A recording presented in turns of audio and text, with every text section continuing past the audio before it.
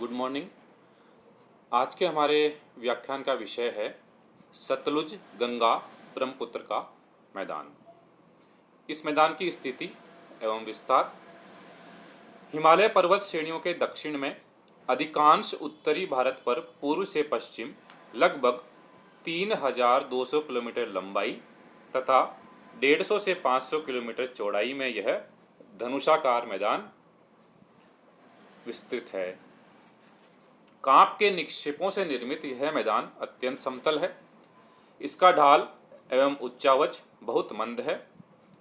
गंगा के मैदान का औसत ढाल 25 सेंटीमीटर प्रति किलोमीटर से भी कम है। गंगा डेल्टा से तराई तक औसत ऊंचाई 200 मीटर मात्र है। इससे कांप के निक्षेप समुद्र तल से 3000 मीटर से भी गहरे हैं।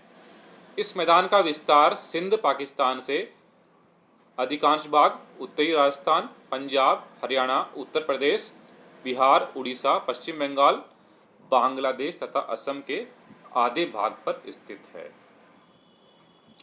अरावली श्रेणियां सिंधु तथा गंगा ब्रह्मपुत्र नदी क्रम के मध्य जल विभाजक का कार्य करती है।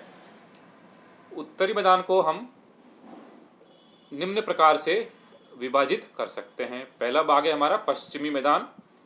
इसका निर्माण अरावली के पश्चिम में सिंधु नदी क्रम द्वारा हुआ है। यह मैदान पाकिस्तान के अधिकांश पंजाब व सिंधु प्रांतों में विस्तृत है। इस मैदान में मिट्टी के टीले अधिक पाए जाते हैं तथा उनके मध्य कहीं कहीं निम्न भूमि पाई जाती है, जिसे तल्ली कहते हैं। वर्षा काल में जल पूर्ण होने पर झीलें निर्मित होती हैं, जिन्हें डांड कहते हैं। पश्चिमी मैदान एक शुष्क भूखंड है। दूसरा भाग है हमारा पूर्वी मैदान। उत्तरी मैदान के इस भाग का विस्तार अधिक है। गंगा व सहायक नदियों द्वारा निरंतर प्रतिवर्ष कांप के निक्षेपों से निर्मित यह भूखंड अत्यंत उर्वर, आर्द्र एवं समतल है। इसका क्षेत्रफल 3.5 लाख किलोमीटर से भी अधिक है। ब्रह्मपुत्र का मैदान तीसरा हमारा गंगा डेल्टा के उत्तर पूर्व में हिमालय एवं गारो श्रेणियों के मध्य ब्रह्मपुत्र नदी का लंबा व पतला मैदान स्थित है। ब्रह्मपुत्र के जल में मिट्टी की मात्रा अत्यधिक होती है। प्रायः जल प्रवाह में अवरोध आने पर मिट्टी एकत्रित हो जाती है तथा नदी का जल तटबंधों को तोड़कर आसपास के निम्न भागों में बाढ़ का प्रलयकारी दृश्य उपस्थित करता है। ब्रह्मपुत्र के मार्ग में अनेक लघु द्वीप बन गए हैं। मैदान के भौतिक विभाग। भारत का उत्तरी मैदान सिंधु, सतलुज, गंगा व ब्रह्मपुत्र तथा उसकी सहायक नदियों द्वारा लाई गई मिट्टियों से निर्मित अति उर्वर प्रदेश है। इन्हें हम निम्न भागों में विभाजित कर सकते हैं, उत्तर से दक्षिण की ओर। पहला है भाबर। शिवालिक श्रेणियों के बाहरी ढालों पर नदियों द्वारा लाई गई ककरीली बलुई मिट्टी के निक्षेप भाबर कहलाते हैं। शिवालिक को पार करते हुए अनेक छोटी जलधाराएं कंकड़ व बजरी युक्त धरातल में विलुप्त हो जाती हैं तथा पर्याप्त दूर तक वे भूमिगत जल को प्रवाहित होती हैं। भाबर की ये पट्टी लगभग 8 किलोमीटर चौड़ी है। दूसरा भाग है हमारा तराई। भाबर प्रदेश के आगे अदृश्य रूप में प्रवाहित जलधारा पुनः धरातल पर प्रकट होती है। ढाल की कमी के कारण यत्र तत्र दलदली पाई जाती है, जिनमें ऊंची घास, सघन वन एवं वन्य जंतुओं की बहुलता पाई जाती है। इन सघन वनों में कभी मच्छरों का अत्यधिक प्रकोप रहता था, किंतु अब अधिकांश वनों को साफ करके फार्म बना दिए गए हैं। सूक्ष्म कंकड़ पत्थर, रेत व चिकनी मिट्टी तथा सिंचाई की सुविधाओं के कारण तराई प्रदेश में सामूहिक कृषि के सफल प्रयास किए जा रहे हैं। अगला भाग है हमारा बांगड़। यह प्राचीन काल से निर्मित अपेक्षाकृत उच्च भूभाग है। यहाँ सामान्यतः वर्षा काल में बाढ़ का जल नहीं पहुंच पाता।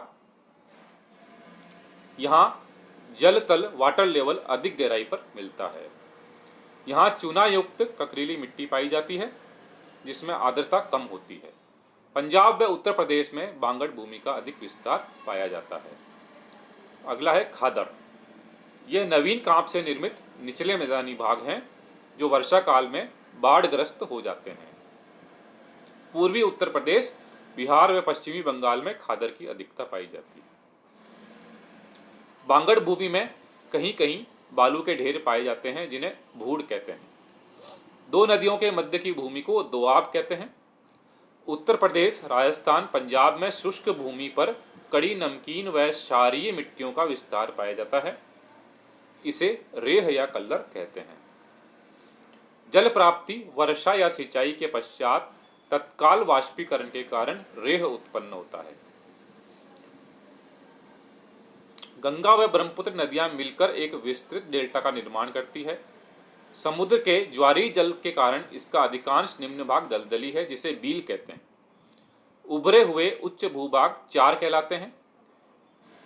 इन्हीं उच्च भागों में अधिकांश मानव अधिवास पाए जाते हैं।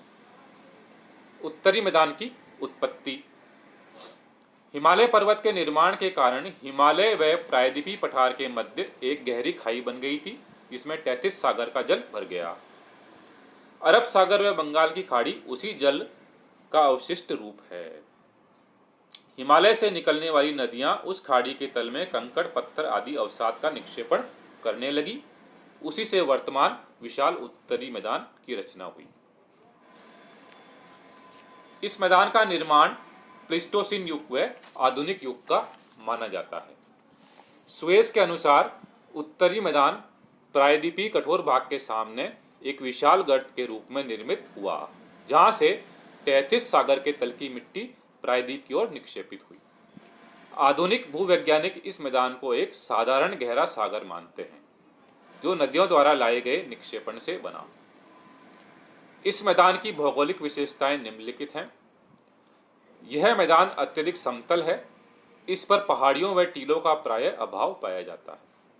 इस मैदान का ढाल अत्यंत मंद तथा उच्चावच बहुत कम है। तराई प्रदेश से गंगा डेल्टा तक उच्चावच केवल 200 मीटर तक, औसत ढाल 25 सेंटीमीटर प्रति किलोमीटर मात्र है। इस मैदान में उर्वर मिट्टी के निक्षेप बहुत गहरे हैं। उत्तरी मैदान का महत्व, significance of the northern plains. उत्तरी मैदान का विस्तार समस्त देश के 1/3 क्षेत्र पर है। यहाँ देश की 45% जनसंख्या निवास करती है। भौगोलिक एवं आर्थिक दृष्टि से इसका अधिक महत्व है, किंतु भूगर्भिक संरचना की दृष्टि से यह भाग नवीनतम होने के कारण महत्वहीन है। इस मैदान का महत्व, इस मैदान की रचना उर्वर कांप से होने के कारण यह कृषि संपन्न प्रदेश है तथा भारत का अन्न भंडार कहलाता है। तापमान व आर्द्रता की भिन्नता के कारण यहाँ फसलों की विविधता पाई जाती है। इस मैदान में असंख्य नदियां प्रवाहित होती हैं जिनमें से अधिकांश हिमालय से निकलने वाली सदावाहिनी नदियां हैं। उत्तर प्रदेश व पंजाब के शुष्क भागों में सिंचाई के लिए ये विशेष उपयोगी हैं। उत्तरी मैदान की नदियों के मार्ग में ढाल प्रवणता, स्लोप ग्रेडियंट बहुत कम है, इसलिए ये नौकारोहण के योग्य हैं। जहां कहीं भी नदियों के मार्ग में प्रपात स्थित हैं वहां जल विद्युत शक्ति विकसित की गई है। समतल एवं कोमल शैलों से निर्मित होने के कारण यहाँ सड़क व रेल मार्गों का उत्तम विकास संभव हुआ।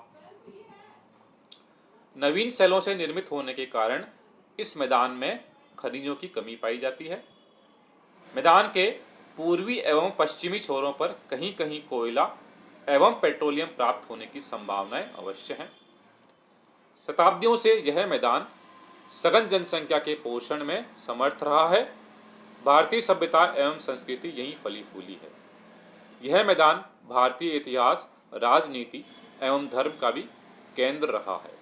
यह भारत की समृद्धि एवं गौरव का प्रतीक रहा है। धन्यवाद। Thank you.